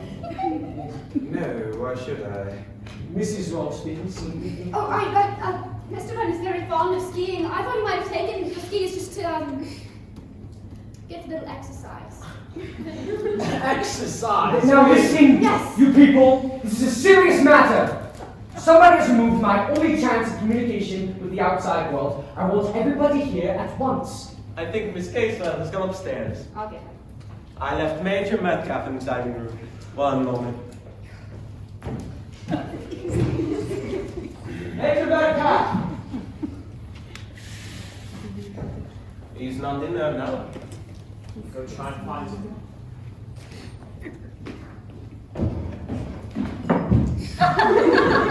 What again? It's a question of my skis. Skis. Mr. Ralston! Did either of you two remove a pair of skis from the cupboard back there or at Good Lord, no. Why should I? I didn't touch him. Nevertheless, they are gone. Which way did you go back to your room? Right backstairs? You passed by the cupboard door. If you say so. I've no idea where your skis are. You were actually in that cupboard today. Yes, I was. At the time Mrs. Boyle was killed. At the time Mrs. Boyle was killed, I'd gone down to the cellars. Were the skis in there when you passed through? I haven't the least Did idea. you see them there? Can't remember. You must remember if the skis were there then. No use shouting at me, young fellow. I wasn't thinking about any damn skis. I was interested in the cellars. The architecture of this place is very interesting. I opened the other door and went on down. So I can't tell you if your skis were there or not. You realize that you yourself had an excellent opportunity of taking them? Yes, I grant you that. If I wanted to, that is. The question is, where are they now? Ought to be able to find them if we all set to. Not a case of Hans the Thimble, whacking great things, Steve. Supposing we all said too. They're not quite so fast. Major Metcalf. That maybe you know what we are meant to do. I don't get you. I'm in a position now where I've got to put myself in the place of a crazy, cunning brain. I want to ask myself what he wants us to do and what he himself is planning on doing next. I've got to try and keep just one step ahead of him, because if I don't, there's going to be another death. You still don't believe that? Yes, Miss Casewell, I do. 3 blind mice, 2 mice cancelled out, a 3rd mouse still to be dealt with. There are 6 of you here listening to me, and one of you is a killer. One of you is a killer. I don't know which yet, but I shall. And another of you is the killer's respected victim. That's the person I'm speaking to. Mrs. Boyle held out on me. Mrs. Boyle is dead. You, whoever you are holding out on me. Well, don't. Because you're in danger. Nobody who's killed twice is going to hesitate to kill a 3rd time. And as it is, I don't know which one of you it is who needs protection. Come on now. Any one of you who has anything, however slight, to reproach themselves for in that bygone business had better come out of it.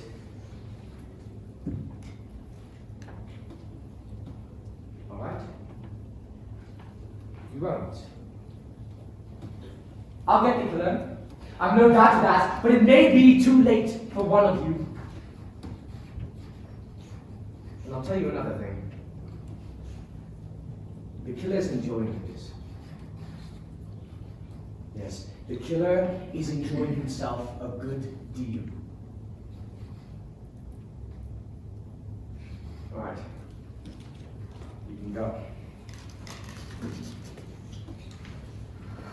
Talking of chicken, dear lady, have you ever tried chicken's liver served on toast? I'm helping my wife, Fettuccine. Oh, your husband is afraid for you. Quite natural under the circumstances. He does not fancy your being alone with me. It is my sadistic tendencies he fears, not my dishonorable ones. Alas, what an inconvenience the husband always is. I'm sure Giles doesn't think. Oh, he is very wise. Take no chances. Can I prove to you, or to him, or to our dogged sergeant, that I am not a homicidal maniac? So difficult to prove a negative. And suppose that instead, I am really... But such a gay little tune. She cut off their tails with a carving knife. Snip, snip, snip. Just what a child would adore. True little things children are.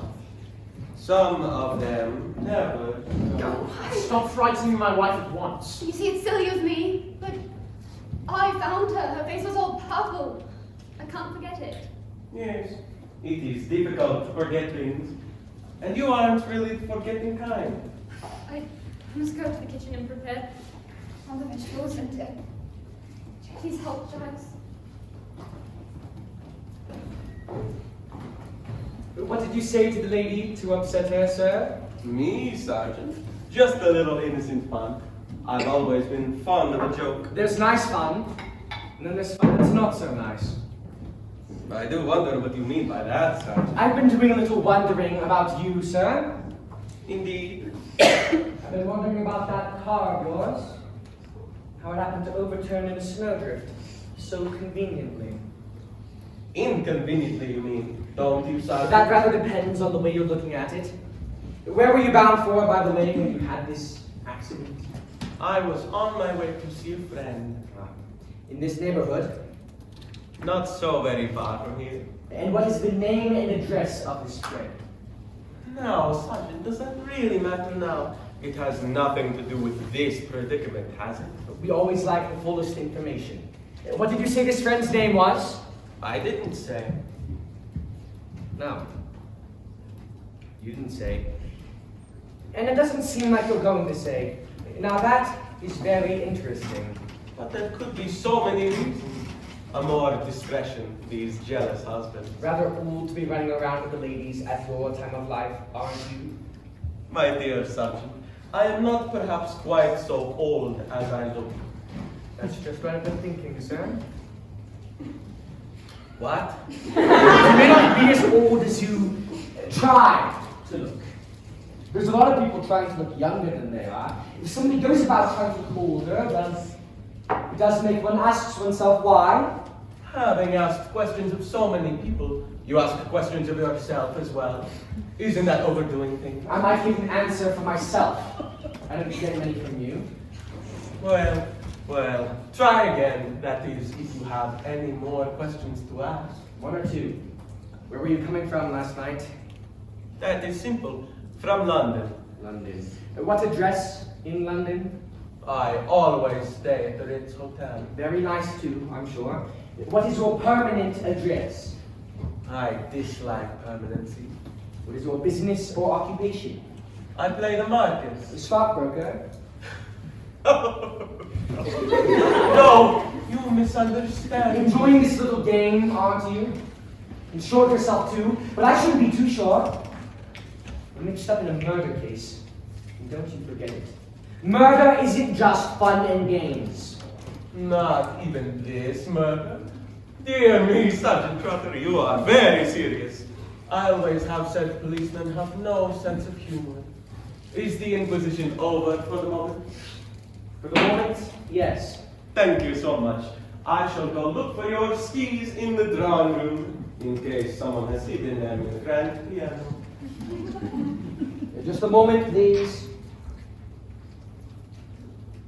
Were you speaking to me? Yes. Perhaps you come and sit down.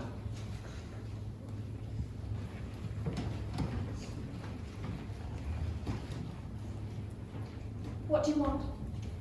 You may have heard some of the questions I was asking Mr. Parabatini. I heard them. I'd like to have a little information from you. What do you want to know? Your full name, please. Leslie Margaret Catherine Casewell. Catherine. I spell it with a K. Quite so. Address. Via Mariposa, Pine or Mallorca. That's in Italy. It's an island. A Spanish island. I see. And your English address. Carrot Morgan's Bay, Glenmore Street. No other English address? No. How long have you been in England, Miss Casewell? A week. And you've been staying since your arrival? At the Ledbury Hotel, Knightsbridge. And what brought you to Monkswell Manor, Miss Casewell? I wanted somewhere quiet. In the country. And how long did you, or do you, propose to remain here? Until I finished what I came here to do. What was that? What was that? What? What was it you came here to do? I beg your pardon, I was thinking of something else. You haven't answered my question. I really don't see, you know why I should. It's a matter that concerns me alone. A strictly private affair. You're all the same, Miss Casewell. No, I don't think we'll argue about this. Would you mind telling me your age? Not at all. It's on my passport. I'm 24. 24. You were thinking I look older. That's quite true. Is there anyone in this country who can vouch for you? My bank will reassure you as to my financial position. I can also refer you to a solicitor, a very discreet man. I'm not in a position to give you a social reference. I've lived most of my life abroad. In Mallorca. In Mallorca. And other places. Were you born abroad? No, I left England when I was 13. You know, Miss Casewell, I can't quite make you out. Does it matter? I don't know. What are you doing here? It seems to worry you. It does worry me. You went abroad when you were 13. Well, 13, thereabouts. Was your name Casewell then? It's my name now. What was your name then? Oh, come on, tell me. What are you trying to I only want to know what your name was when you left England. It's a long time ago. I've forgotten. There are things one doesn't forget. Possibly. Unhappiness. Despair. I dare say. What is your real name? I told you. Leslie Margaret Catherine Casewell. Catherine. And what the hell are you doing here?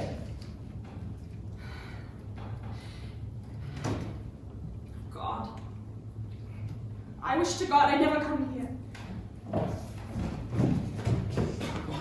What? I always thought the police weren't allowed to give people the third degree. I've merely been interrogating Miss Casewell. Well, you seem to have upset her. What did you do? Nothing. It's just all this murder is so horrible. It came over me. Suddenly. I'll go to my room now. Is it possible? I can't believe it. What can't you believe? 6 impossible things before breakfast? Like the Red Queen? Yes, it's rather like that. Dear me, you look as though you'd seen a ghost. Well, I've seen something I ought to have seen before. Blind as a bat I've been. But I think we may be able to get somewhere now. The police have a clue? Yes, Mr. Redden, at last the police have a clue. I want everyone assembled in here again. Do you know where they are? Molly and Giles are in the kitchen. I've been helping Major Metcalf look for your skis. We've looked in the most entertaining places, but all to no avail. I don't know where Peroconcini is. So I'll get him. You get the others. Yeah. Mr. Peroconcini? Mr. Peroconcini? Peroconcini! Yes, Sergeant. What can I do for you? Little Bo policeman has lost his skis and doesn't know where to find them. He's alone and they'll come home, dragging a murderer behind them. What is all this? Sit down, Major. This is Ralston. Mate, must I come now? This is very inconvenient. So there are more important things than meals, Mrs. Ralston. Mrs. Boyle, for instance, won't be wanting another meal. That's a very tactless way of putting things, Sergeant. I'm sorry, but I want cooperation and I intend to get it. Mr. Ralston, would you go up and get Miss Casewell? She went up to our room.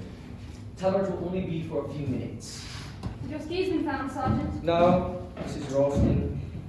But I may say I have a very shrewd suspicion of who took them and of why they were taken. Oh? I won't say any more at the present moment. Please don't. I always think explanations should be kept to the very end. That exciting last chapter, you know. This isn't a game, sir. No, there, I think you are wrong. I think it is a game to somebody. You think the murderer is enjoying himself? Maybe. What has happened? Sit down, Miss Casewell. Mrs. Ralston. Will you all pay attention, please? You may remember that after the murder of Mrs. Boyle, I took statements from you all. Those statements related to your positions at the time the murder was committed. These statements were as follows. Mrs. Ralston in the kitchen, Mr. Peroconcini playing the piano in the drawing room, Mr. Ralston in his bedroom, Mr. Wren ditto, Miss Casewell in the library, and Major Metcalf in the cellars. Correct. Those were the statements you made. I have no means of checking these statements. They may be true, they may not. To put it quite clearly, 5 of these statements are true, 1 of them is false. Which one? 5 of you speaking the truth. 1 of you was lying. I have a plan that may help me to discover the liar. And if I discover that 1 of you lied to me, then I know who the murderer is. Not necessarily. Someone may have lied for some other reason. I rather doubt that. But what's the idea? You just said you have no means of checking these statements. No, but supposing everyone was to go about these actions a second time. Ah, that old chestnut. A reconstruction of the crime. That's a foreign idea. Not a reconstruction of the crime, Mr. Peroconcini. A reconstruction of the movements of apparently innocent persons. And what do you expect to learn from that? You will forgive me if I don't make that clear just at the moment. You want a repeat performance? Yes. It's a trap. What do you mean it's a trap? It's a trap, I know it is. We can't want do this. people to do exactly what they've done before. What? Yes, I know. But I simply can't see what you can possibly hope to find out.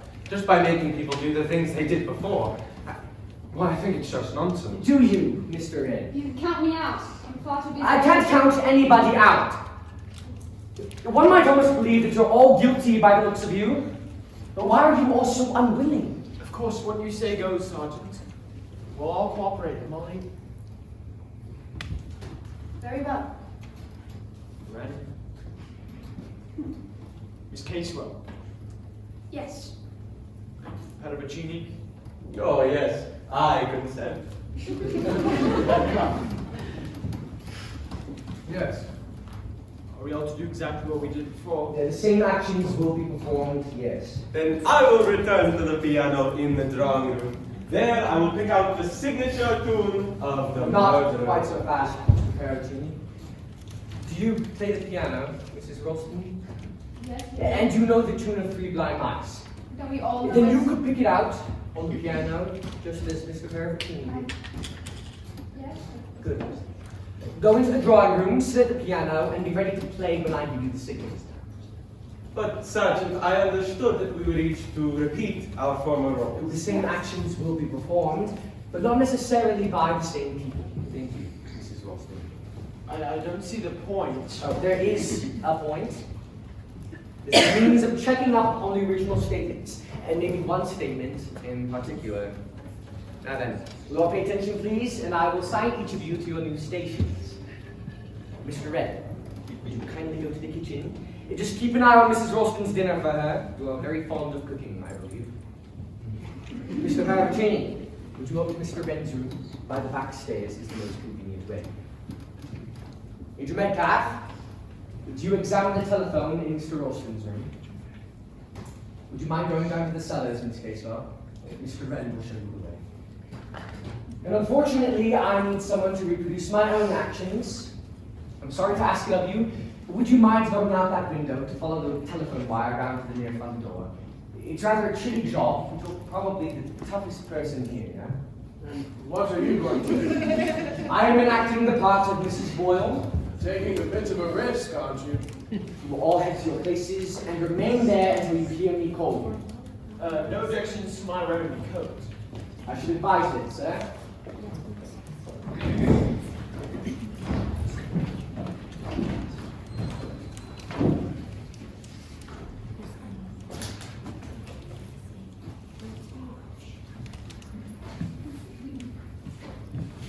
Mrs. Ralston, count 20 and then begin to play.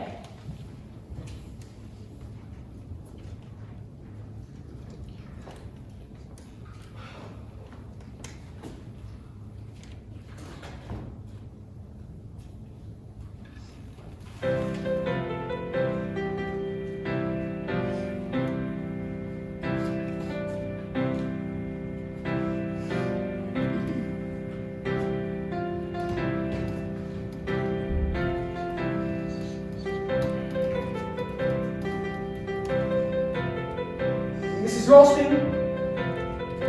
Mrs. Ralston? Yes? What is it? Oh my, you're looking very pleased with yourself. Have you got what you wanted? I've got exactly what I wanted. You know who the murderer is. Yes. Well, which of them? You want to know that, Mrs. Ralston? I? You've been extraordinarily foolish, you know. You've run a very good chance of being killed by holding out on me. And as a result, you've been in serious danger more than once. I don't know what you mean. Oh, come now, Mrs. Ralston. We policemen are not quite so dumb as you think. All along, I've realized that you had a first-hand knowledge of the affair at Longbridge Farm. You knew Mrs. Boyle was the magistrate concerned. In fact, you knew all about it. Why didn't you speak up and say so? I don't understand. I wanted to forget, just forget. Your maiden name was Warren? Yes? Miss Warren. You taught school at the school where those children went. Yes, I did. It's true, isn't it, that Jimmy, the child who died, managed to get a letter posted to you? How do you That know letter that? begged for help from his kind young teacher. You never answered that letter, did you? I couldn't. I never got it. You just didn't bother. That's not true. No, I was ill. I went down with pneumonia that very day. The letter was put aside with others. It was weeks afterwards that I found it with a lot of other letters, and by then the poor child was dead. Dead. Just waiting for me to do something, hoping, and gradually losing hope. It's haunted me ever since, you see. hadn't been ill. It's just monstrous that such things should happen. Yes. It's monstrous. I thought the police didn't carry revolvers. Oh, the police don't, Mrs. Ralston. I'm not a police officer. You thought I was a police officer because I rang out from a call box as I was calling from police headquarters. And that Sergeant Trotter was on his way. I cut the telephone wires before I came through the front door. You know who I am, Mrs. Ralston? I'm Georgie. I'm Jimmy's brother, Georgie! Oh, you better not scream, Mrs. Ralston, because if you do, I shall fire this revolver. I'd like to talk to you a little. I said I'd like to talk to you a little. Jimmy died. That nasty, cruel woman killed him. They put her in prison, but prison wasn't bad enough for her. I said I'd kill her one day, and I did too. In the fog. Oh, it was great fun. I hope Jimmy knows. I'll kill them all when I've grown up. That's what I said to myself. Because grown-ups can do anything they like! I'm going to kill you in a minute. No, you better not. You'd never get safely away, you know? Somebody's hidden my skis. I can't find them! But it doesn't really matter. I don't really mind if I get away or not. I'm tired, you know? It's all been such fun watching you all and pretending to be a policeman. That revolver? It will make a lot of noise. So, It will, rather. Much better to do it the usual way and take you by the neck. 3 blind mice. 3 blind mice. The last little mouse in the jar. Georgie! Georgie, you know me, don't you? Don't you remember the farm, Georgie? The animals, the fat old pig, and the day that will chase us across the yard. And the dogs. Dogs? Yes. Spot and Plain. Yes. Kathy. You remember me now, don't you? Oh, Kathy, I miss you. Where have you been? What are you doing here? I came to England to find you. I didn't know it was you until you turned your head the way you always used to. No. You always did it. Don't you do. Georgie, come with me. No. You're coming with me, Georgie. Where are we going? It's all right, Georgie. I'm taking you somewhere where they won't look after you, and so that you won't do any more harm. Ralston! Ralston! Oh, Molly! Molly, hey! Giles! Are you alright? I'm all right. Who would have dreamt he was Trotter? Darling, he's mad. He's quite mad. Yes, but you... I was mixed up in it all. I taught in school. It wasn't my fault. But he thought I could help that child. You should have told me. I wanted to forget. Just forget. Everything's under control. He'll be unconscious soon with the sedative. His sister's looking after him. Poor fellow's mad as a hatter, of course. I've had my suspicions of him all along. Didn't you believe he was a policeman? I knew he wasn't a policeman. You see, Mrs. Ralston.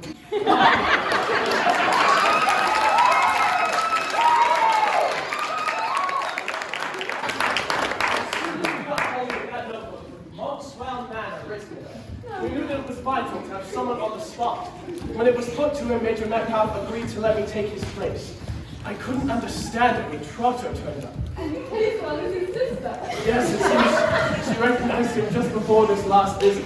Didn't know what to do, but fortunately came to me about it just in time. Well, it started to thaw. Help should be here pretty soon. Oh, by the way, Mrs. Ralston, I'll remove those skis. I hid them on top of the four-poster. I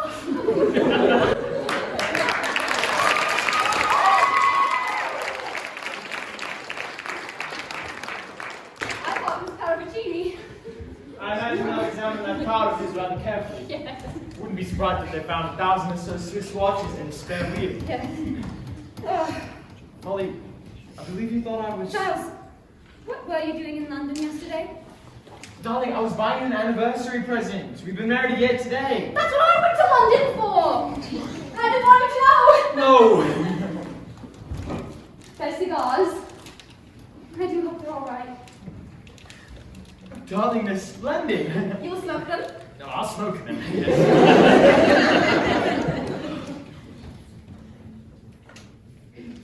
There's so many of them.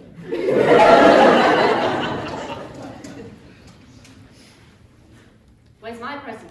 Oh! I forgot completely about it.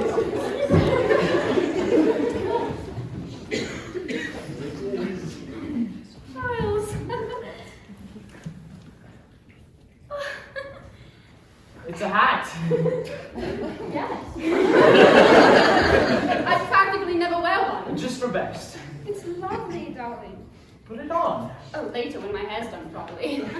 It's alright, isn't it? The lady in the shop said it was the last thing in hats. Just Mrs. Ralston! Mrs. Ralston! What? There's a terrible smell of garbage coming from the kitchen.